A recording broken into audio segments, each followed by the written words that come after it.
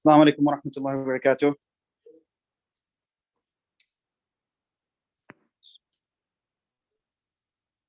Okay. Maulana Hamza, can you hear me? Yeah, I can.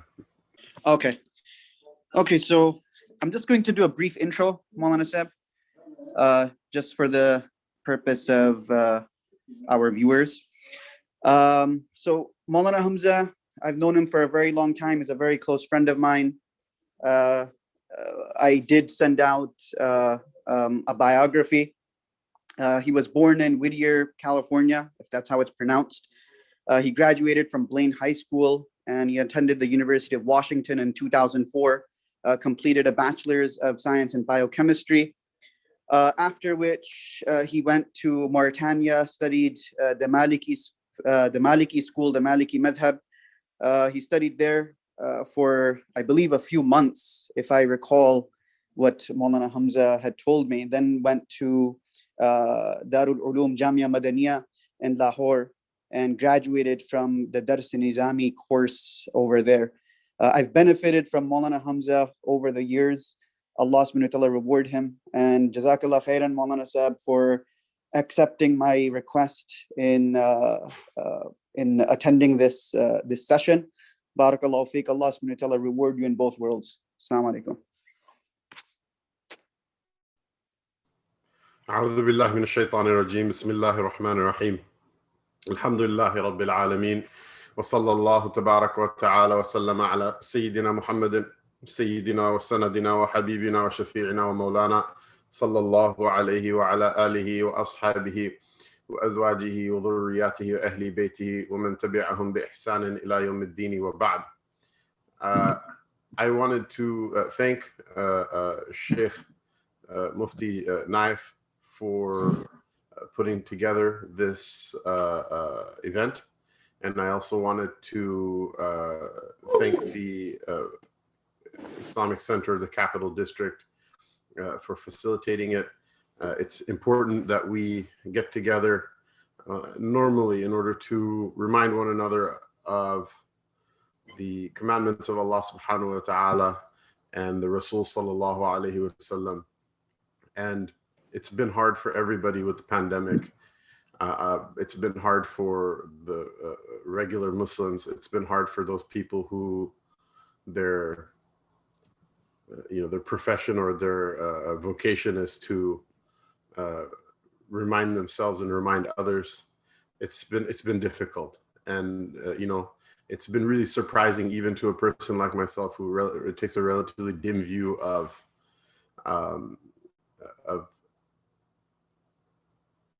the electronic medium and its potential benefit. It's been really surprising that when we needed it, you can still receive some good, you can still receive some khair through this medium. So Allah subhanahu wa ta'ala reward everybody who was involved in putting this together. The discussion I wanted to have with regards to Ramadan in this session of mine, entitled Breaking the Chains, is somewhat of a negative discussion. Not all negative things are negative in an absolute sense, but you have an idea that fasting as a mode of worship, as the word itself lexically indicates, is a form of abstinence, that a person holds back from eating and drinking, and a person holds back from the carnal desires of the body. And Imam Ghazali rahimahullah ta'ala, as undoubtedly many of you have heard already, and has undoubtedly been mentioned by many of the mashayikh, perhaps even in this program, in the greater context of this program with Sheikh Tamim and Sheikh Musa, both of whom are very wonderfully learned people, along with Sheikh Naif. That the kind of baseline for fasting is what is the abstention from the fuel of the shahwatain, the fuel of the two carnal desires. One is the desire for food and drink, and the other is the sexual appetite. And this is the baseline for the fast. It's not the entire fast, but it is the baseline for the fast. The Sawm al-Umum, as Ghazali rahimahullah ta'ala refers to it. And then there's the Sawm al-Khusus, the fasting of the elect, which is what? That a person should thereafter not give their limbs over to anything that's displeasing to the Lord. That they should not look. And so when we say the word limbs, there's a physical definition, an anatomical definition. The doctors will tell you about that. I'm not going to impinge on their practice. I'm going to stay in my lane. But in the spiritual terminology of Islam, the limbs are anything that has a direct connection to the heart. So the eyes, أشربوا في قلوبهم الكفر أشربوا في قلوبهم العجلة بكفرهم, that look has a direct inroad to the heart, and it's probably the most powerful one. And then the ears, Allah subhanahu wa ta'ala describes the wicked from Banu Israel as سمعون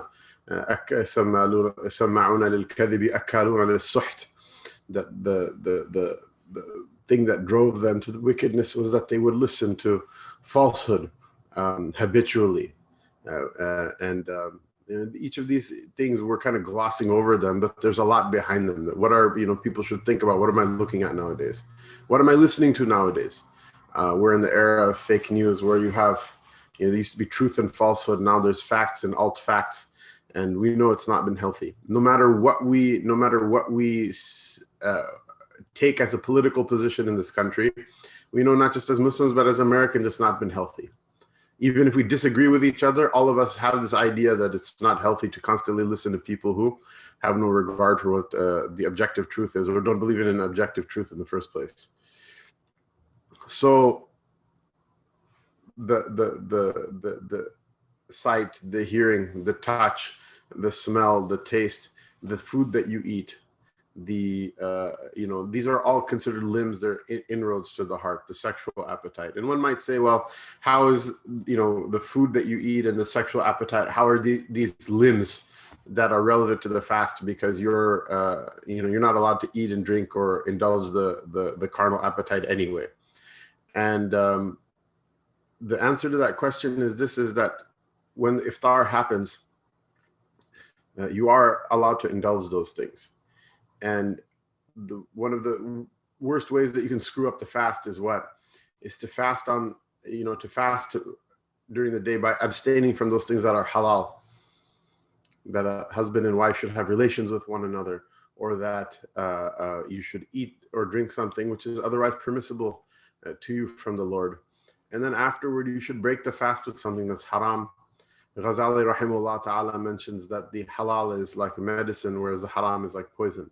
The halal is like medicine. If you have like a headache, even if it's a really bad headache, how many Tylenols will you take? 1, 2, 3, maybe 4. A big guy like me, it's a really bad headache. That's it. You're not going to say, I have a really bad headache, and slam down the entire bottle of Tylenols. It will kill you. The halal is like medicine.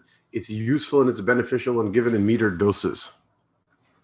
Whereas the haram is poison. Any amount, large or small, is going to harm you. It's going to cause you difficulty. It's going to cause you problems. And so the fasting of the elect is to watch over all of the inroads to the heart, all the senses and all of those things that impinge on the heart.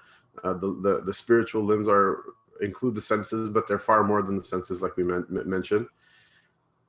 Not to allow anything haram or displeasing to the Lord to enter in upon them.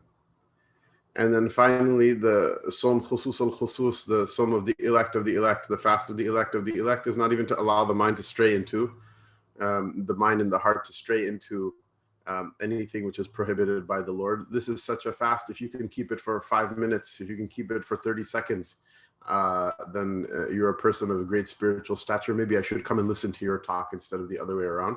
It's not easy. It's very difficult. And these states are only cultivated after very long and difficult years of struggle and of mujahada, of self-mortification in seeking the pleasure of Allah subhanahu wa ta'ala. And so the idea is that breaking the chains, the thing that I wanted to talk about in this talk is given that fasting is as a philosophy based on abstinence.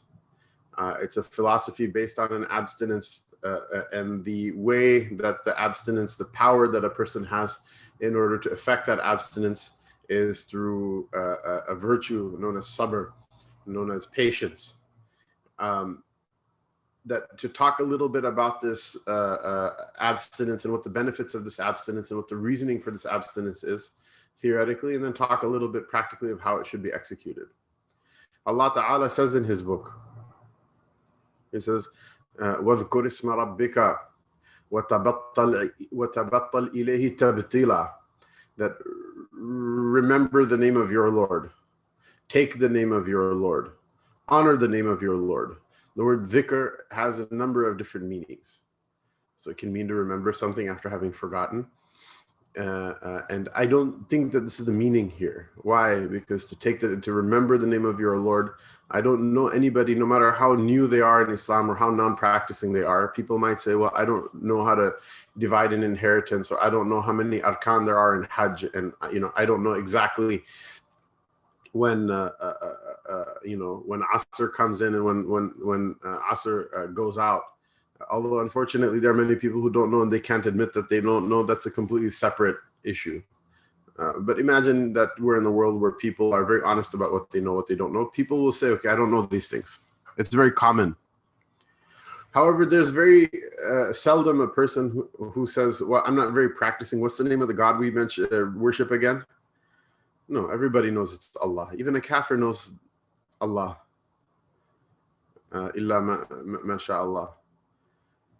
وَذْكُرِ اسْمَ رَبِّكَ here means what? It means to say the name, Allah, Allah, and to honor the name. وَإِنَّهُ لَذِكْرٌ لَكَ وَلِقَوْمِكَ. The word dhikr also, one of وَرَفَعْنَا لَكَ ذِكْرَكَ. One of the meanings of the word dhikr is also to honor. It's to take the name and to honor the name. وَذْكُرِ اسْمَ رَبِّكَ وَتَبَطَّلْ إِلَيْهِ تَبْطِيلًا. Tabtila, that you take the name, you honor the name of your Lord.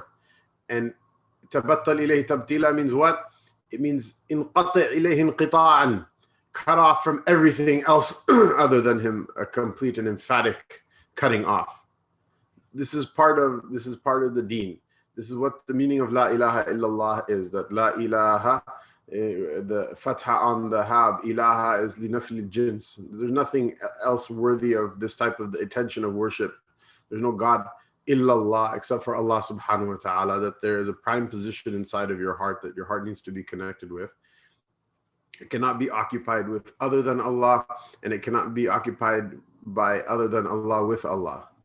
And so the point is what you have to cut off from all of these other things. And this Surah Muzammil, it's one of the first revelations Allah subhanahu wa ta'ala sent down to Rasulullah sallallahu alaihi wasallam. It's one of the basic and foundational commandments of Islam. And so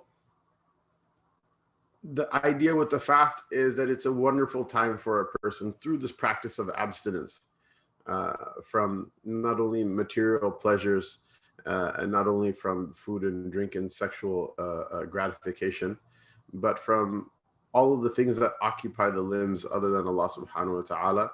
It's a wonderful opportunity for a person to increase in their spirituality through that. If a person understands this philosophy and embraces it, the fast will be a transformative process. If a person says, well, that sounds like it's going to be really difficult, it's going to be a really long day, it's going to be really hard, I'm going to be hungry and tired and I need to distract myself, so I'm going to go chit chat with people and I'm going to go watch TV and listen to my favorite song, etc., etc. What are you doing? You're compromising the whole idea of the fast, which is fine. People do it, and it's not fine as in I'm not endorsing it. The point is people do those types of things all day, every day. They do those types of things every year. In fact, with the lockdown, because the communal element of Ramadan was compromised last year, and it seems that to some degree it will be compromised in this coming year. Hopefully not as much as last year, but it's still going to be compromised somewhat. Because of that, there are many people who benefit from Ramadan by going with the flow, That's not going to happen. There's not going to be a wave to ride. Everybody is going to be responsible, and everybody is going to be connected with their own effort and their own planning with this regard. And it's really interesting. There are many people who describe the last Ramadan as one of the best ones that they ever had in their life, because, despite being on lockdown. And there are many people who said that, Ramadan came and went and I didn't even know. Many of my colleagues who are imams, they say that they receive calls from people, the 10th, 12th, 15th, 17th of Ramadan, from people who break down crying and say, I haven't even kept a fast yet. It doesn't even feel like it's Ramadan. The idea is that these are special times. We cannot just ride the wave. We need to take responsibility for our own islah, for our own self-rectification. And that's what we needed to do anyway. But we could be a little bit lax and still get away with it under normal circumstances. We're not going to be able to in this circumstance. And more importantly, we're not going to be able to on the Day of Judgment. Everyone is going to give their own account separately. And so part of the kind of acute, newly acute necessity to take responsibility for one's own islah, for their own rectification and that of their own family, is that there's not going to be a wave to ride this year. And it's quite possible, the way things are going in this world, there's not going to be a wave to ride all that much in the future either. Diminish before our eyes as time goes on. So it's important for people to understand these things. What the point of the fast is that, yes, you can abstain from food and drink and have a legally proper fast while completely, wasting whatever benefit you're getting from that fast. People do things like this all the time. You can go sign up for the best college and pay your entire tuition and take out student loans and then party all semester and then get kicked out. Say, well, look, I go to school at Harvard, I go to school at Yale, I go to school at Cornell, I go to school at whatever. And yes, you can claim that you're doing something and it's factually correct, but the benefit that you're supposed to receive from that education, you're not getting it. It should be easy for people to see why that's a pointless exercise. It's better not even to go in the first place in some sense. Although better than that is to go and actually take advantage. Just like that, the fast, a person has to understand what the point of it is. And this reality is elegantly summarized by a verse from the Masnavi of Maulana Rumi, which was taught to me by Sheikh Tamim, who had a talk last night and has a talk tonight. And I definitely advise people to benefit from it. That Maulana Rumi is Chasham bando, gosh bando, lab band, garnabini, noor hakbar man bakhand. He says, close your eyes, close your ears, and close your lips, close your mouth. If through visual deprivation and oral deprivation and verbal deprivation, if you're not through those three things able to see the light of haqq, then the joke is on me. You can laugh at me. You can say this entire thing that these people are talking about is just a fraud. What does that mean? It's not just like Maulana Rumi made it up and it's a separate deen than Islam. What did Rasulullah sallallahu alaihi wasallam used to do? He used to go up to the Ghar Hira. He would take as much provision as he could with him so that he wouldn't have to come down, so he could continuously stay there as long as he was able to. And he would, I imagine, consume very little of that provision, make it last for a very long time. And as you know, the Jabal Nur is far from the Kaaba. And as you know, the Ghar of Hira is not like, it's not like a 3-bedroom apartment. It's not, a 2,000 square foot house. It's a very small space. And the idea was what? That this this is something that the Rasul sallallahu alaihi wasallam was practicing, and it was literally the thing that prepared him to receive nubuwah, which is the greatest honor that any human being could receive, and it was the greatest nubuwah that any nabi ever had received sallallahu alaihi wasallam. You have to push all of that stuff out. These things, they swim around in our heads, they swim around in our ears, they swim around in our eyes, and they swim around in our hearts, and they poison. They're toxic. They're not good. And as Muslims, we have never been people who have cut off from the outside world. Have an idea that our society should be structured like those of our Orthodox Jewish neighbors, that we completely cut off from the world and that we don't talk to anybody from the outside. We don't interact with anybody from the outside.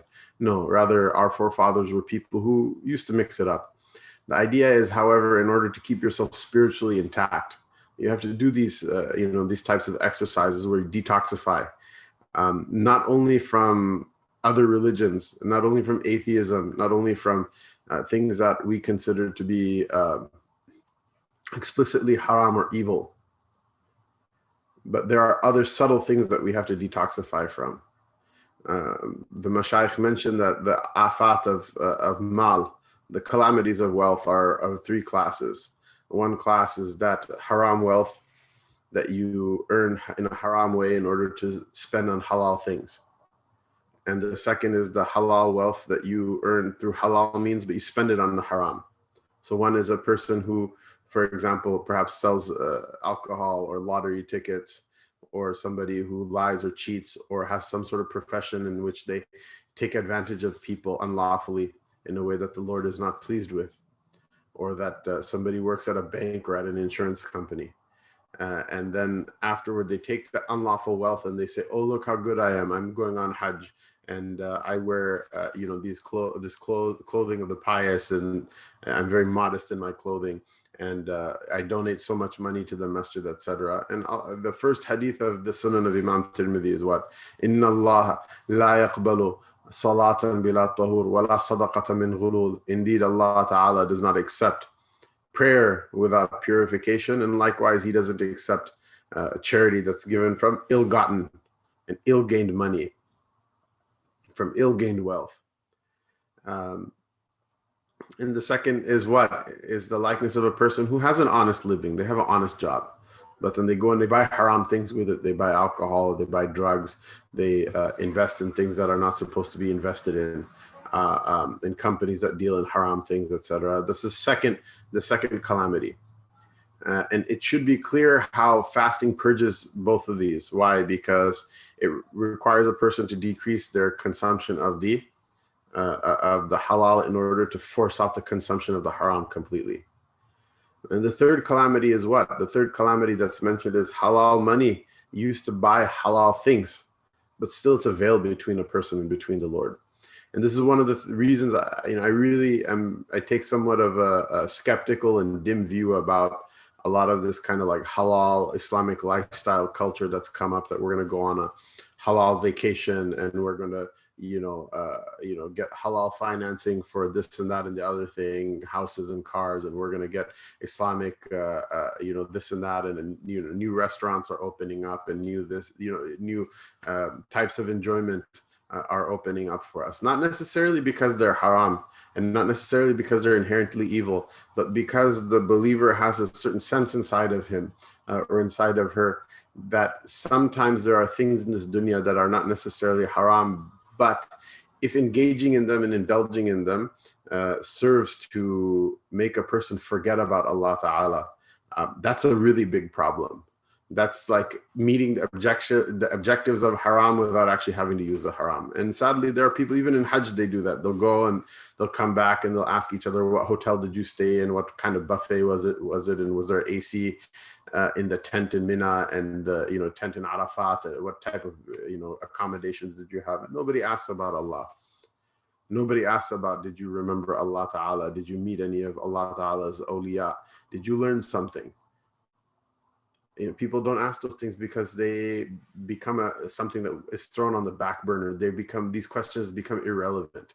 And it's a problem. And again, it doesn't mean that everybody, maybe there are some people who are going on the most like 5-star, Russian, petro oligarch level Hajj package, and they remember Allah Ta'ala, as long as they don't have a haram source of money and they don't have do haram things, then more power to them.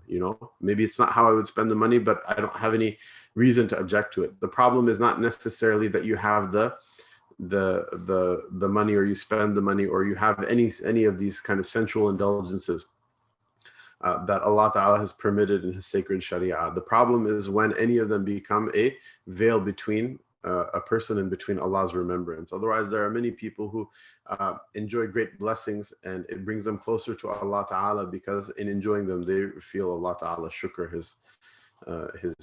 his gratitude. And so the idea is that with the fasting, you want to kind of push all that stuff out.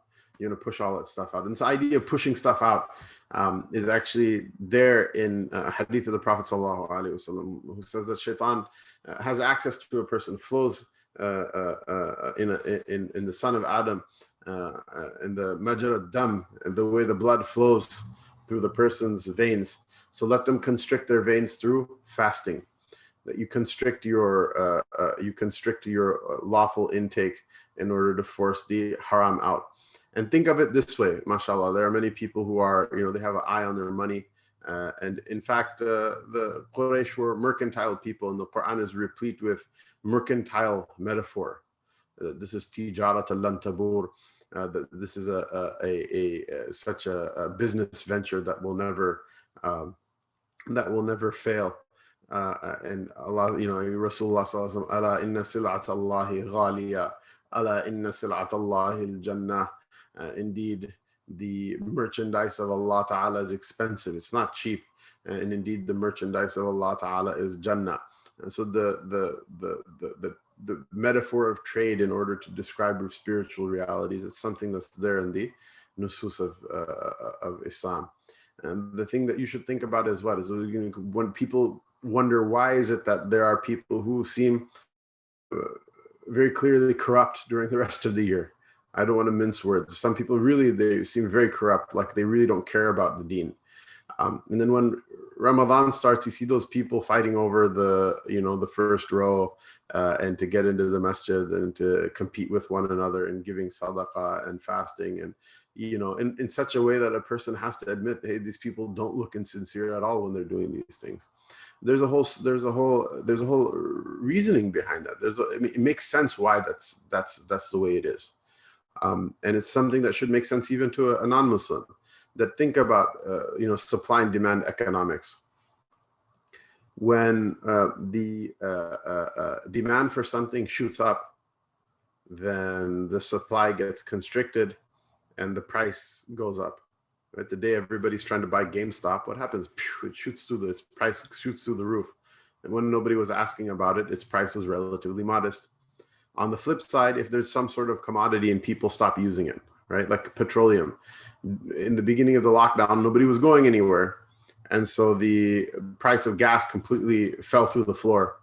And we were seeing gas prices that we hadn't seen since the 90s.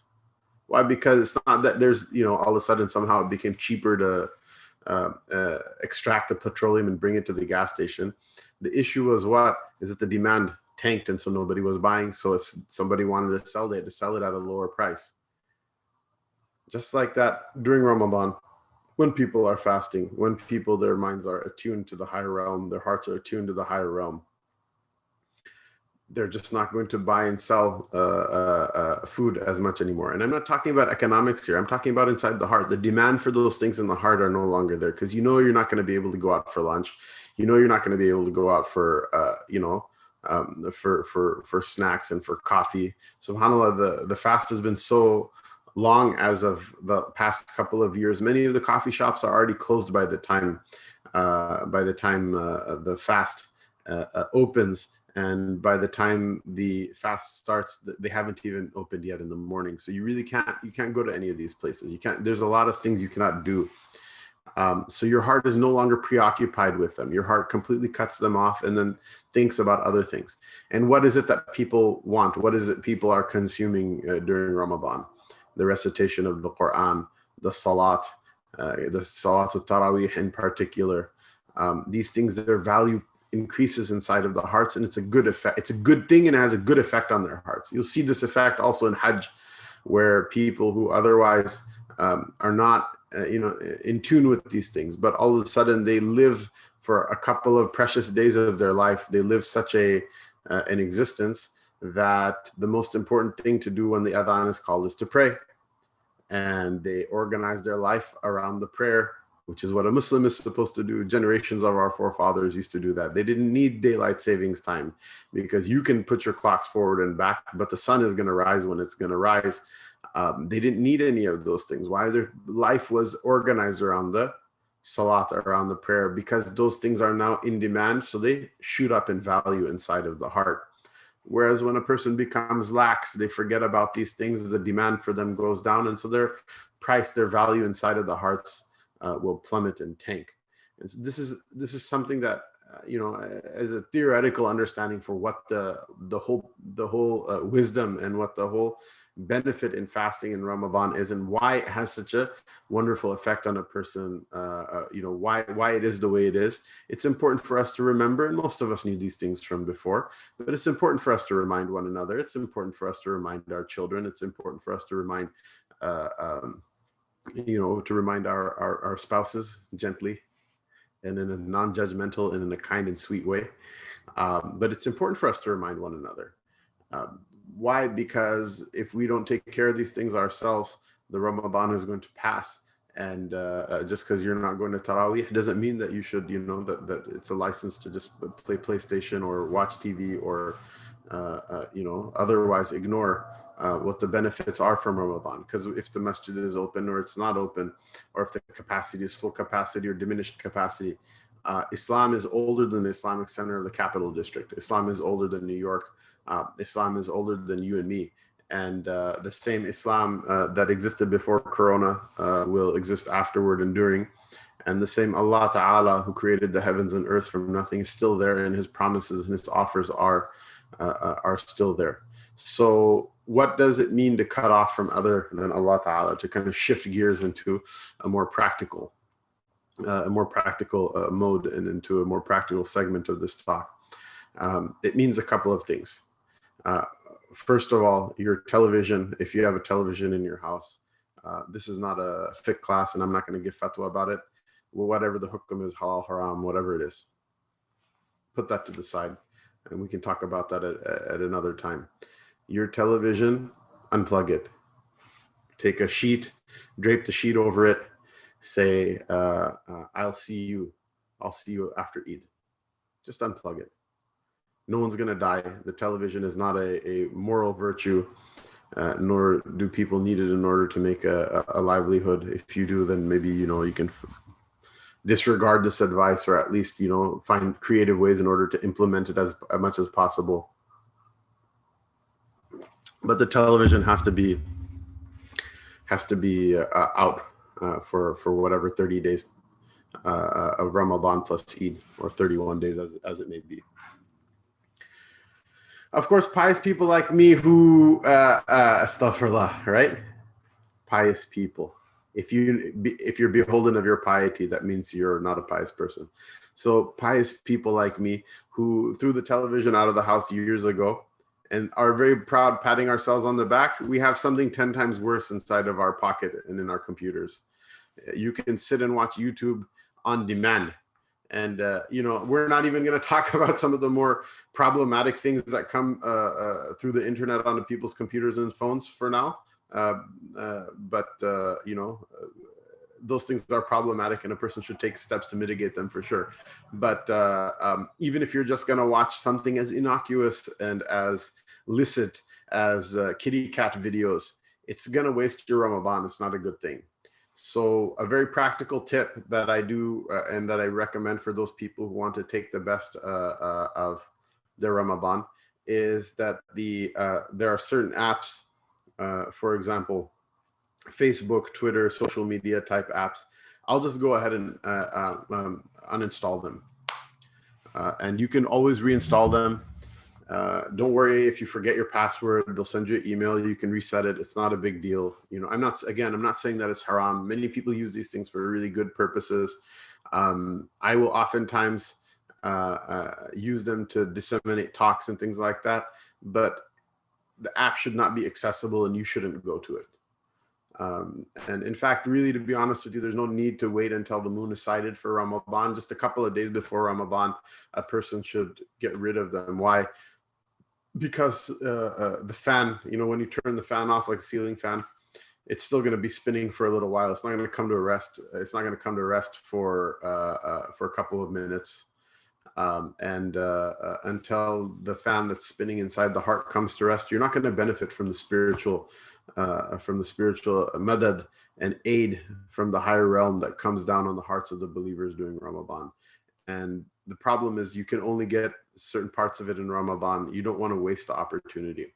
So uninstall your Facebook, your Twitter, your Snapchat, your TikTok. Oh my good Lord, how nobody should actually ever have TikTok at all. And it's just some sort of Chinese conspiracy, Chinese government, not because I know we should be more sensitive about how we talk about people of other race. I'm not talking about Chinese people conspiracy, but the government of China. It's a conspiracy of them to collect people's data and information, which has curiously gone unchecked for reasons I don't really understand. But these things you should, uninstall them or take the icons off of your home screen for them. One of the problematic and poor addictions that I have that are not good for my health, physical or mental, is the news. I just have to read news every day. It's something very difficult for me to kick. And so one of the things that I do is I only use the Firefox browser on my phone in order to access the news. Like BBC and Al Jazeera and whatever your preferred news source, they all have apps, right? So you can look at the news through the app of the particular news syndicate that you get your news from. But you can also look at it through a browser on the web. The reason it's better to look at it through the browser on the web is that you can go through the settings and disable images. And unfortunately, for better or for worse, it's not really something that as individuals we can do anything about. But and I know that images are used to provoke responses in people. And, oftentimes images are used to advertise things. And, like we said in the beginning of the talk, that the eyes are one of the greatest inroads to the heart. And there's no normal human being that is not moved and their passions and desires are not moved by looking at pictures of things. And, there's obviously kind of like a pornographic extreme that this can go in, but there are other things also that distract the heart from their spiritual focus. Pictures of food, pictures of different places. All it does is takes your mind off of the task at hand. Which is what we will talk about, inshallah, in the talk after Asr, right? This talk is more about what not to do. That talk will be more about what to do and how to benefit from it. But if you read the news just through text, inshallah, you will mitigate some of the harm of distraction while being able to, understand something about the world around you. Which I think we oftentimes overstate what the utility is of that and how much we need it. But the case can be made that a person should stay informed about those things. Just have a particular time in the day that you read the news, after Asr or after whatever. Go ahead and read it and then put it away for the rest of the 24-hour cycle. And don't look at the images, because they will distract you. They'll steal your heart. And they'll steal even one moment of this Mubarak month is, if it's lost, it's a tragedy. Another piece of advice is this, and this is going to be somewhat controversial, but so be it, which is that this trend of having iftar parties, and now they have suhoor parties as well. This is something that is, I see very little use in it. I see very little use in it. And it's one thing if you are having iftar together with people who are conscientious of their deen and are on the ball with regards to their spiritual practices for Ramadan, and are people who are a good influence. And oftentimes we have the opportunities to go and benefit from such people. Or also sometimes when we have iftar together with people, it's for the sake of efficiency. You cook this night, I cook that night. Or it's a family where the mother or even the father, there's nothing wrong with that. Somebody will cook and the entire family has iftar together. I'm not talking about that. I'm talking about, there's a lavish party that's thrown and all sorts of arrangements are made in order to make the lavish party as lavish as possible. And even if it's not lavish, people who are heedless of their deen, they will speak, they will gossip, they will backbite. And even if they do none of those things, oftentimes what happens is that they'll overeat, or they'll eat those foods that will, that will tire a person out. And when the time for Isha comes, they won't get up and go to the masjid, much less Maghrib. And people will end up missing their Salatul Taraweeh. They'll end up missing their obligate, duties as a Muslim, or they'll end up missing, they're going really solid, like every day of the week. I'm reading 6 rak'ahs of Sunnah after Maghrib, and I'm reading half a juz or a juz of Quran, or however much Allah Ta'ala gives us the tawfiq to read. Even if it's just Qul Huwa Allahu Ahad 6 times and 6 rak'ahs of nafil after the Salat al-Maghrib. There's a hadith of the Prophet Sallallahu Alaihi Wasallam that whoever prays Maghrib and then 6 rak'ahs after that and doesn't speak evil, lam yatakallam bainahunna bis-su', or kama qala alayhi salatu wasalam, that Allah Ta'ala will write for that person 12 years of worship as a reward. And you're really solid on it. And it's not just the only practice that a person, there's, mashallah, you read the hadith of the Prophet Sallallahu Alaihi Wasallam, it's replete with all sorts of excuses for the mercy of the Lord.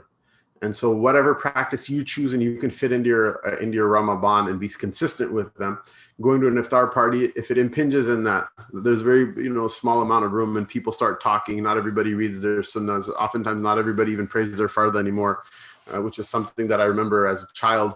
I don't remember as a child being an issue in our gatherings, but now seems to be an issue that, the salat time is for some people a time for salat, and for some people it's a smoking break or whatever, which is, it is what it is. What are you going to do about it? Bash people down and say, oh, look how horrible you are. Things are what they are. My point is that fine, we should mix with other people and we should tell them something good and we should call them to Islam, but not at the cost of our own spiritual well-being, and not at the cost of our own spiritual growth either. The rule in the deen is you prefer others over yourself in matters of dunya, in matters of your food, in matters of your money, in matters of your dunya. In matters of deen, you prefer yourself over others. Why? Because the person who enters into Jannah can then intercede for those who haven't made it yet. It's kind of like the plane, like they say, if the oxygen mask drops, put your own mask on before helping somebody else. Why? Because if you're struggling to put someone else's mask on and you pass out, then both of you are gone. And so, we also have to be cognizant of that. I think this is a sensibility that's oftentimes missing in Muslims nowadays, particularly because of how sensitive we are to how other people think of us. And we should be concerned not to be a jerk to other people, min babi adab, from the legitimate concern of having good adab with others. But at the end of the day, there are some people, if you do everything right in the world, they're going to not like you. And unfortunately, some of them are Muslims as well. There's a reason that nifaq as a character trait is talked about so extensively. Hypocrisy as a character trait is talked about so extensively from the beginning of the Quran and all throughout the Quran. And all throughout the hadith of the Prophet Sallallahu Alaihi Wasallam. I'm not saying someone is a munafiq or not as a complete human being, but it is a character trait that a little bit of it is in almost all of us, except for those who Allah Ta'ala has preserved through His mercy. And I pray that one day that Allah makes me one of them, but I admit I'm not going to claim that I'm completely protected from it. It happens. What are you going to do? Just keep doing the best that you can. And don't let other people derail you, and don't let thought of other people thinking ill of you derail you from doing what you're going to do. That's my point. So what happens if you go to these iftar parties, if you go to these suhoor parties, you just hang out and you're going good 10 days in a row, 7 days in a row, 5 days in a row, 3 days in a row, you've been doing something and this is going to interrupt that schedule. That's a tragedy. That's a loss. And why is it? If the deen is literally the most important thing to us, and that's what it's supposed to be, it's more important than the dunya. This is itself a type of misunderstanding people have had in this age that we live in this America that we live in, that we're supposed to somehow balance the deen and dunya. No, You're not supposed to balance them. You're supposed to harmonize them. Harmony means what? The thing that's greater receives a greater spot. The things that's lesser doesn't get ignored completely, but it is dealt with in the way it is. Allah Ta'ala says, وَابْتَغِي فِيمَا آتَاكَ اللَّهُ الدَّارَ فِيمَا آتَاكَ اللَّهُ الدَّارَ الْآخِرَةَ وَلَا تَنْسَ نَصِيبَكَ مِنَ الدُّنْيَا. The nasiha of Banu Israel mentioned in the end of Surah Al-Qasas, and seek that which Allah has prepared for you in the abode of the hereafter, and don't forget what your share of is in this dunya. And see, many people say, see, this is an example of balancing between the two. Go look in the books of tafsir. I have Qurtubi sitting in my shelf right now. Go look in the books of tafsir. What is the la tansa nasibaka min ad-dunya? Don't forget what your share, your portion is of this world. It's what? It's the kafan. The only thing you'll take with you is your burial shroud. All of it is going to end. It doesn't matter if you're the president of the United States of America and you have more money than Jeff Bezos and Elon Musk and Bill Gates and all these people combined. The angel of death is not going to come and say, oh, can I have your autograph? You're on the Forbes 500. He doesn't care. There's an entire realm that makes this one look like a grain of sand in the desert above it. And then above it, there's another one that makes that one look like a grain of sand. And above it, the creation of Allah subhanahu wa ta'ala is something magnificent. It's something that the imagination can't even imagine. Jannah, at the top of all of it, is something that no eye has ever seen, nor has any ear ever heard, nor has ever occurred to any heart. The idea is what? Is that you need to live in this world. You need to eat enough to stay alive. You got to pay your rent. I got to pay my rent. I got to eat food. Mashallah, I have my coffee here. What a bad sheikh. I should have, not have coffee here, but here I am. Look at this. We all have to get by. I get that. We all have to get by. The idea is that you don't make getting by or allow getting by impinge your higher objectives, your higher goals. وَالْآخِرَةُ بَلْ تُؤْثِرُونَ الْحَيَاةَ الدُّنْيَا وَالْآخِرَةُ خَيْرٌ وَأَبْقَى. How can you say that they're equal? Allah Ta'ala himself, in Surah Sabbih Isma Rabbika al-A'la, it's like the Juz Amma, Allah himself says, nay, verily, you prefer the life of this world, even though you know that the akhirah is more intense, its pleasure is more pleasing, and it lasts forever, وَأَبْقَى, and it will last forever. Its eternity is greater than any concept of eternity that you can have in this world. So the idea is that if these iftar parties are going to, even if they're from your own relatives or whatever, if these gatherings, if these sporting events, if these meetings and hobbies that we have are going to impinge on your spiritual practices, just say, Jazakumullah khairan, I'm sorry, I'll see you after Eid. And at that point, if somebody gets upset about it or offended, it's their problem. Really, it's their problem. You don't have to be a jerk about it. I'm not going to your stupid party. I'm going to go read a Quran. No, that's bad adab. We shouldn't be like that. Say, Jazakumullah khairan, I'm just really busy in Ramadan and I just need this time for my own growth and my own development. And I'm not going to be able to make it. Imagine this. If somebody, for example, you invited them to a party at your house and they're like, well, I have a mandatory meeting at work. I can't make it. And you're like, no, forget about work. Who cares about work? Just come to the party. We'll have a really nice cake. People of the dunya will say, what kind of crack is this person smoking? What kind of like unreasonable thing is this to say? What kind of unreasonable thing is this to say? Don't you know, if I don't get a job, I'm not going to be able to pay my rent. I'll be homeless. My family will be homeless. This will happen. That will happen. Don't you know that? It's fine. And that's why it is an unreasonable request. I mean, to expect somebody to like miss a scheduled shift at work or to miss a surgery or to, eat something they're allergic to or any one of these things that are very well known to be harmful in the dunya, to ask a person to disregard those things. It's not a good idea. And it's unreasonable. But why is it when it comes to deen, all of a sudden everything is up for negotiation? And the interesting thing is oftentimes we think we're protecting people from hating Islam by being nice to them. What we're actually doing is we're showing people who already suspect in their heart that this deen is something that's worthless, and it's something that people just make up as they go along, and it's something that really is some sort of like superstitious relic from a bygone age. It confirms their suspicion, because they themselves know if this thing was really important, this person would have stuck to their guns.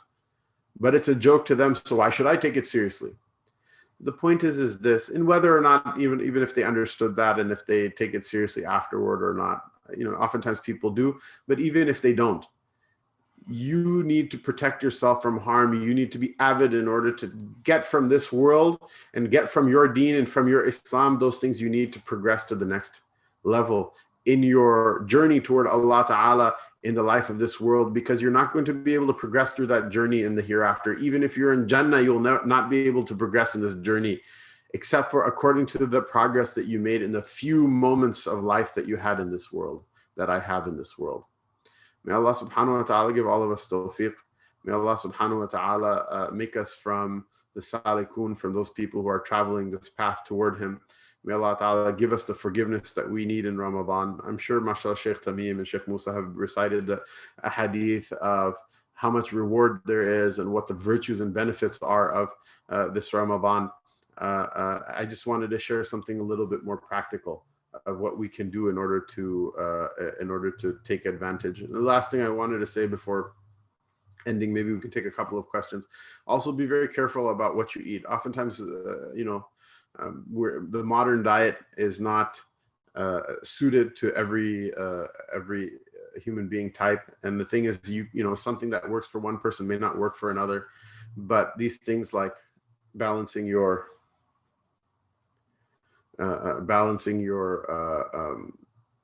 caffeine intake or lack thereof, eating things like what do I have here? I have nuts, right? Instead of eating chips or whatever, carbohydrates is going to cause a energy tank, a spike and a dip then thereafter, and compromise your ability to function during the fast day. Whatever those things aren't for you, figure what they are out. And even the things that you eat in the couple of hours that you're not fasting, make sure to calibrate not only the quality of the food, but the amount. And here's a pro tip: always eating less is almost always better. It's almost always better. More than half of the sunan with regards to eating are there for the Rasul sallallahu alaihi wasallam. To get people to eat less, to share your food with others, the way you're supposed to sit, how you're supposed to eat slowly. Almost all of them, the objective is to get a person to eat less. And, very few, if no Americans starve to death in any statistically significant way. So see how is it you can eat those foods that will get you through that time without harming yourself, in order to be able to function with a clear head during the day. It may even involve, for some people, a little bit of exercise, going out and moving around and walking. The body is designed to go through difficulty and stress. It's not designed to be comfortable all the time. If you make it comfortable all the time, you're going to kill yourself. So do think about how to incorporate those things during the fast day, such that you don't underdo them to the point that you compromise your functionality, nor do you overdo them to the point that you compromise your functionality.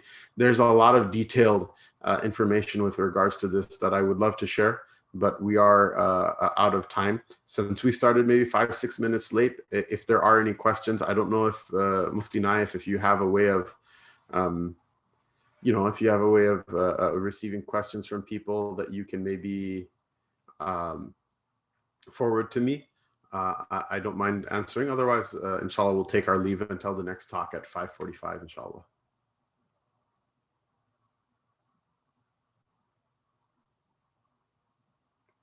Great, inshallah. Sallallahu ta'ala ala rasulihi Sayyidina Muhammadin wa ala alihi wa sahbihi ajma'in. Jazakumullahu khairan wa assalamu alaikum wa rahmatullahi wa barakatuhu.